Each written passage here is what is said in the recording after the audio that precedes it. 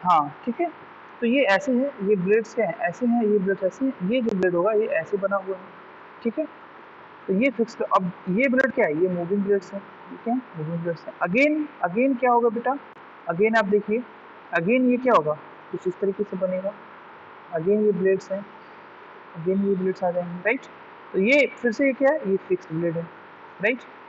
फिर क्या होगा, फिर हमारा अगेन जो है क्या आ जाएगा, moving blades, moving blades, moving की मतलब क्या, moving blades. My dear student, आप समझिएगा कि होता क्या है, यहाँ पे इनलेट होता है, स्पेस थोड़ा कम है, इनलेट होता है। यहाँ पे क्या होता है, एग्जिट होता है। ठीक है, एग्जिट होता है। रेस्ट चीजें क्या होती हैं, थोड़ा सा नीचे की तरफ फ्लो कर जाता है, यहाँ से नीचे की तरफ फ्लो करता है। ठीक माय डियर, समझिएगा, क्लियर। तो होता क्या है कि ये जो लाइन आती है, ऐसे कुछ एक लाइन खींचते हैं हम लोग, जैसे अभी ये जो लाइन है ये सब नीचे जाएगा। तो ये जो लाइन जा रही है, दिस लाइन, ये वाली लाइन, ये वाली लाइन, ये लाइन होती है प्रेशर लाइन। ठीक, उसके जस्ट नीचे जो होता है हमारा क्या होता है, वेलोसिटी ग्रेडियंट लाइन होती है माय डियर। ठीक है, वेलोसिटी की line, this is the velocity, this is the pressure. यहाँ से यहाँ तक का जो डिफरेंस होता है बेटा, वो प्रेशर ऑफ स्टीम होता है एट इनलेट। लिख नहीं पाऊंगा मैं, जगह नहीं है। Pressure of steam eight inlet. ये जो बेटा रीजन होता है, ये जो यहाँ से आया डॉटेड करके यहाँ तक रीजन है, जो प्रेशर लाइन आई करो करके थोड़ा सा इंक्लाइन है, वो कंडेंसर प्रेशर है बेटा। ठीक है, कौन सा प्रेशर है, कंडेंसर प्रेशर है।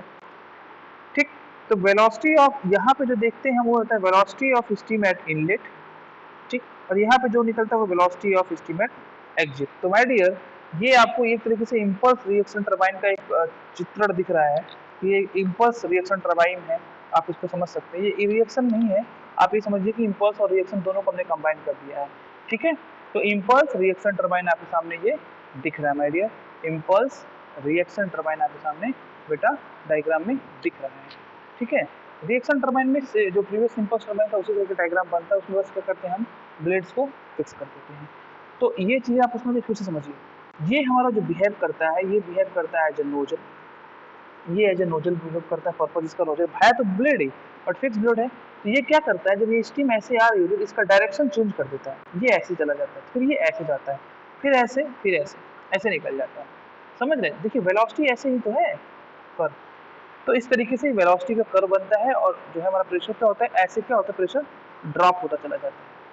ठीक है, तो मुझे उम्मीद है कि यहाँ तक आपको समझ में आया होगा। क्योंकि ये डायग्राम इम्पल्स रिएक्शन टरबाइन का है, रिएक्शन के बाद मैंने बताया, तो रिएक्शन और इम्पल्स और रिएक्शन दोनों आपको एक चीज में मिल जाएगा। तो आप यहाँ तक समझ में आ गया होगा आपको, मुझे पूरा उम्मीद है। अब हम आगे बढ़ते हैं, एक सेकंड। ठीक है, तो ये था, तो ये सारी चीज़ें थी। ठीक है, तो ये इसको अब मैं हटा दे रहा हूँ। अब मैं थोड़ा कंपैरिजन देख लेता हूँ, ये तो आगे का है, ये इसको हम आगे बढ़ाएंगे। कंपैरिजन में थोड़ा आपको डिस्कस करता हूँ कि कंपैरिजन, अगर हम कंपैरिजन की बात करें कि वैसे एक चीज़ और समझ लीजिए, इम्पल्स और रिएक्शन टरबाइन थोड़ा बता दूँ, मैं थोड़ा सा ओवरव्यू दे देता हूँ कि अगर मैं इम्पल्स और की बात करता हूँ, इम्पल्स एंड रिएक्शन की अगर मैं बात करता हूँ डियर, तो माय डियर उसमें समझिएगा कि जो प्रेशर होता है ना, प्रेशर ऑफ स्टीम, आप बस थोड़ा समझने की कोशिश कीजिए। जो प्रेशर होता है स्टीम, स्टीम का जो प्रेशर ऑफ स्टीम होता है जब आउटलेट पे होता है, eight outlet from the moving blades of the turbine is less than that at the inlet side of the blade. क्या बता रहा हूँ, जो प्रेशर है स्टीम का, वो जब आउटलेट से मूविंग ब्लेड की तरफ जाता है तब वो लेस होता है inlet side of the blade से। तो इसकी वजह से क्या होता है, प्रेशर ड्रॉप हो जाता है, सफर्ड करता है by steam during its flow through the moving blades. Moving blades causes a further generation of kinetic energy with in the blades.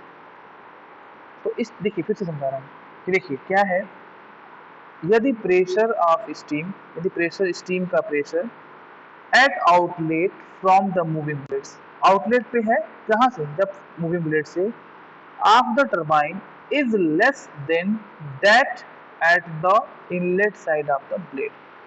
ठीक, अगर यदि ऐसा होता है तो होता क्या कि then the drop in the pressure suffered by steam during the its flow through the moving blades causes a further generation of kinetic energy within the blades and adds to the preparing forces which is applied to the turbines of such turbine is called impulse reaction turbine. आज और कल में मैं definitely जो है PDF provide करा दूंगा, notes provide करा दूंगा, इसलिए निश्चिंत रहिए। और ऑब्जेक्टिव क्वेश्चंस को मैं बना रहा हूँ और जैसे ही मेरा टारगेट कंप्लीट हो जाएगा तो वो मैं आपको प्रोवाइड करा दूंगा। तो पेशेंस रखें, सारी चीज़ें आपको मिलेंगी बिफोर एग्जामिनेशन। आपको एग्जामिनेशन होने के पहले मैं सारी चीज़ें प्रोवाइड करा दूंगा। इंपॉर्टेंट क्वेश्चंस के जो सेट बन रहे हैं वो बन जाएगा तो मैं आपको एज सुन एज पॉसिबल वो आपको भेजूंगा।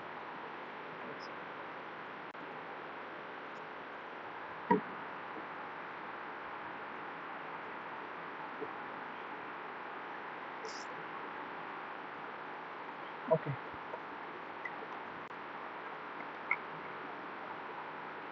अब इस टाइप की जो टरबाइन होता है रिएक्शन इम्पल्स, तो दोनों प्रिंसिपल काम करते हैं, इम्पल्स के रिएक्शन के भी। तो समटाइम्स क्या होता है कि रो ऑफ मूविंग ब्लेड्स जो होते हैं फिक्स होते हैं to the shaft and the equal number of fix blade जो होते हैं वो अटैच्ड होते हैं केजिंग से, जो मैंने अभी बताया आपको। ठीक है, तो जो मैंने बताया आपको वही आप लैंग्वेज में लिख सकते हैं, जो प्रेशर ड्रॉप होता है। ठीक है, तो ये चीज़ें थी। अब हम अगर बात करें कि कंपैरिजन, अच्छा एक जो ये पर्सन से रिएक्शन टरबाइन जो बोलते हैं वो मैं आपको एक इसका स्क्रीनशॉट या फिर इसका मैं वीडियो भेजूंगा, तो आप उसमें वो डिस्कस कर लीजिएगा। अब हम फर्दर डिस्कस करते हैं। जो कंपैरिजन की बात करेंगे तो मैं अगर बोलूँ इम्पल्स वर्सेस रिएक्शन की, अगर हम बात करते हैं इम्पल्स वर्सेस रिएक्शन की बात करते हैं, तो माय डियर आप समझने की कोशिश करिएगा। कंपैरिजन जब भी हम करेंगे तो किसी पर्टिकुलर टॉपिक को लेकर करेंगे। जैसे हमारे पर्टिकुलर चीज़ें, जैसे मान लो प्रेशर ड्रॉप, तो प्रेशर ड्रॉप अगर हो रहा है तो हम इम्पल्स में कितना होता है, रिएक्शन में क्या होता है, फटाफट जानेंगे। ये पोर्शन जो आएगा आपका, ये जो पोर्शन होगा बेटा वो हमारा इम्पल्स का हो जाएगा। ये जो पोर्शन होगा दिस पोर्शन इज रिएक्शन का पोर्शन हो जाएगा। ठीक है, ये थोड़ा सा ग्रीन हो गया तो ठीक है, ये भी हमारा इम्पल्स है, समझने की कोशिश करिएगा। यहाँ पे हम जो हमारा पार्टिकुलर्स पॉइंट लेंगे वो सबसे पहला पॉइंट अगर हम डिस्कस करते हैं बेटा तो देखेंगे डेल्टा पी, मान के चलो कि प्रेशर ड्रॉप की बात कर रहे हैं, या फिर हम ये बोलें, देखिए अगर हम बोले एक्सपेंशन ऑफ स्टीम, हम बोले प्रेशर ड्रॉप, दोनों चीज सेम है। देखिए जब भी एक्सपेंशन होता है स्टीम का, जब भी एक्सपेंशन होता है तो क्या होता है, प्रेशर ड्रॉप होता है। जब एक्सपेंशन होगा तो प्रेशर ड्रॉप होगा। ठीक, अब ऐसे केस में क्या होगा, स्टीम एक्सपेंड करेगा कंप्लीटली इन द नोजल। किस केस में, इसमें प्रेशर ड्रॉप होगा तो steam expends completely in the nozzle. बात समझिएगा, कंप्लीटली स्टीम एक्सपेंड हो जाएगा, completely expand steam expand completely in the nozzle. Second case में माय डियर आ जाएगा, रिएक्शन जब देंगे तो इसमें क्या हो रहा है, कंप्लीटली हो रहा है, इसमें पार्शियली होगा। क्या होगा बेटा, पार्शियली होगा। राइट, समझे कि नहीं समझे आप, partially in the fixed blades and subsequently in the rotor blade. ठीक, गेटिंग माय पॉइंट। ठीक है, तो पार्टिकुलर्स पॉइंट जो है एक्सपेंशन ऑफ स्टीम इम्पल्स में कंप्लीटली बेटा जान गए आप, रिएक्शन में क्या होगा, पार्शियल होता है fixed blades subsequently in the rotor blade. Okay dear, second हम पॉइंट बात करेंगे अगर relative velocity of the steam, velocity of steam, relative velocity of, अगर हम वेलोसिटी ऑफ स्टीम की बात करते हैं बेटा तो इन case of impulse turbine remains constant over the blade, remains constant over the blade. किसकी बात कर रहे हैं, जब हम रिलेटिव वेलोसिटी की बात करेंगे तो उस केस में क्या होगा, रिमेन्स कांस्टेंट होगा। और जब हम रिएक्शन टरबाइन की बात करेंगे तो उस केस में क्या होगा, increase as steam passes over the blade, increase as steam passes over the blade. Steam क्या होगा, इंक्रीज करेगा over the blade, increase the steam passes over the blade. ठीक, ठीक है, रिलेटिव वेलोसिटी इम्पल्स में कांस्टेंट होता है, रिएक्शन में क्या करता है, इंक्रीज करता है जैसे जैसे स्टीम पास करता है over the blades.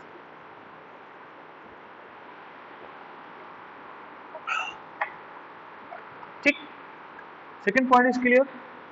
Now third point, blade profile important, यहीं से आपके ऑब्जेक्टिव भी बन जाएंगे। पूछ सकता है कि ब्लेड की प्रोफाइल क्या होती है माय डियर। तो रिएक्शन में क्या होता है, इम्पल्स में क्या होता है, सिमेट्रिकल होता है, area of flow remains constant, symmetrical. ठीक है, area of flow remains constant. My dear ये चीज ध्यान रखिए, एरो फॉइल सेक्शन होता है और area of the chin, important point है ये, ब्लेड वाला इंपॉर्टेंट पॉइंट है माय डियर। ब्लेड कैसा होता है रिएक्शन में, एरोफॉइल जैसा होता है और इसमें क्या होता है, सिमेट्रिक होता है।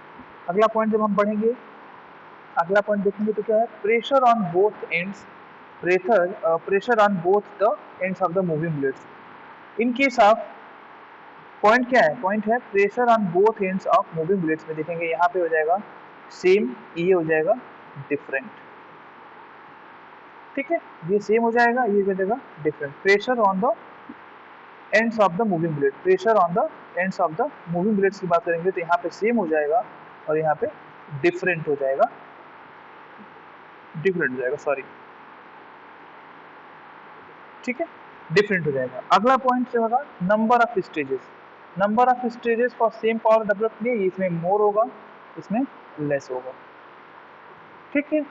Blade efficiency, important point, blade efficiency किसकी ज्यादा होती है, इसकी लेस होती है, इसकी क्या होती है, मोर होती है, ठीक है। ध्यान रखिएगा, रिएक्शन की क्या होगी, ज्यादा होगी, इसकी क्या होगी, लेस होगी, इंपॉर्टेंट पॉइंट। अब एडमिशन ऑफ स्ट्रीम की बात करेंगे। एडमिशन ऑफ स्ट्रीम यहाँ पे होता है eight fix location of nozzle, ठीक है। एडमिशन का मतलब हो गया एंट्री ऑफ स्ट्रीम के बाद क्या होगा, यहाँ पे eight fix location of nozzle, इसमें जो नोजल होगा वो फिक्स हो जाएगा, और यहाँ पे ऑल राउंड और कंप्लीट, ठीक है, ये चीज हो जाएगा। फिर क्या होगा, पावर डेवलप्ड, पावर डेवलप्ड अगर हम देखते हैं तो क्या होगा, पावर डेवलप्ड केस में क्या होगा, यहाँ पे ये लो हो जाएगा और ये क्या हो जाएगा, मोर हो जाएगा, ठीक है। पावर डेवलप लो, पावर डेवलप मोर, ठीक है। किसमें पावर ज्यादा डेवलप होता है, तो आप बताएंगे कि पावर डेवलप्ड हाई होता है रिएक्शन में, लो होता है, लेस होता है या फिर लो होता है इम्पल्स में।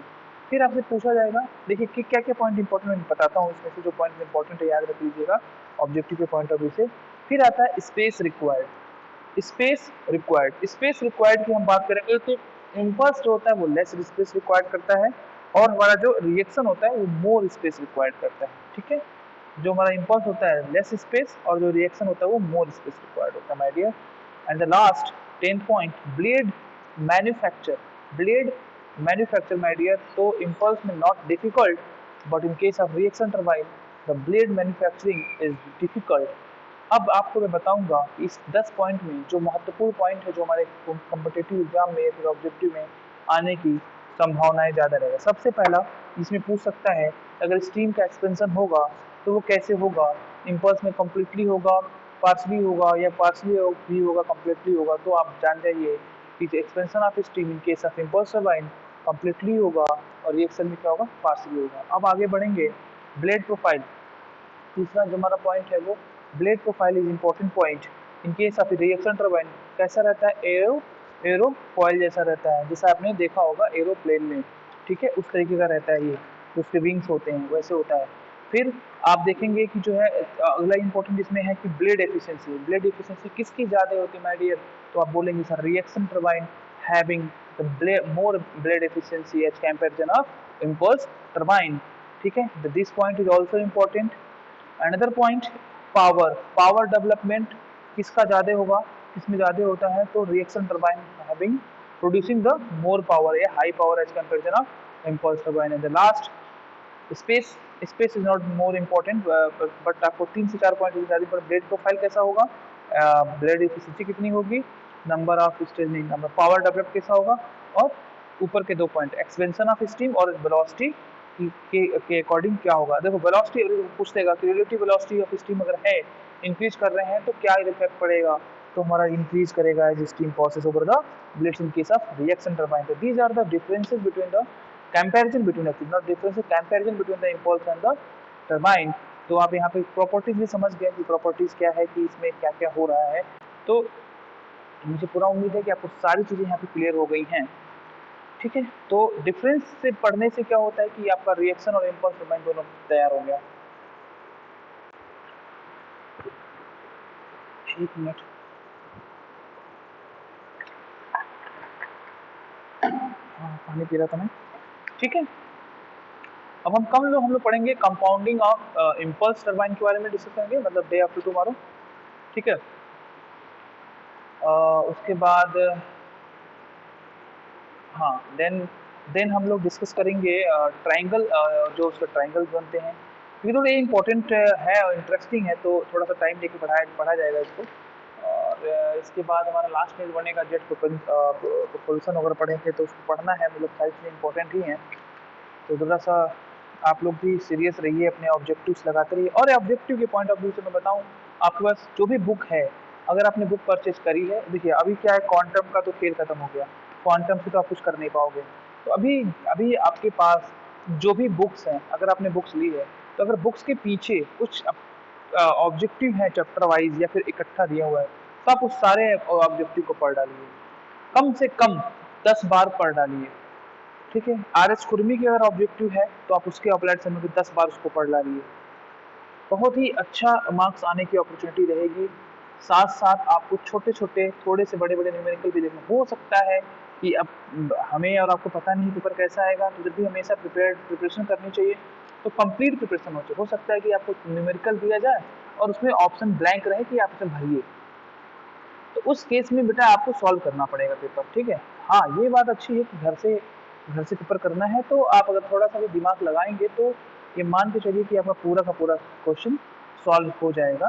भाई 10-10 का अगर आपने ग्रुप बनाया तो क्वेश्चन पेपर सॉल्व हो जाएगा बड़ा आसानी से। ठीक है, तो फर्दर अगर कोई और मैं पीडीएफ प्रोवाइड करता हूँ, बाकी ऑब्जेक्टिव भी तैयार कर रहा हूँ, जैसे रेडी हो जाता है मैं आपको भेज दूंगा बिफोर एग्जामिनेशन, 10-15 दिन पहले आपके पास पहुँच जाएगा। ठीक है, तो अगर कोई किसी को कोई डाउट रहेगा तो आप मुझसे पूछ लीजिएगा। ठीक है, ओके, थैंक यू।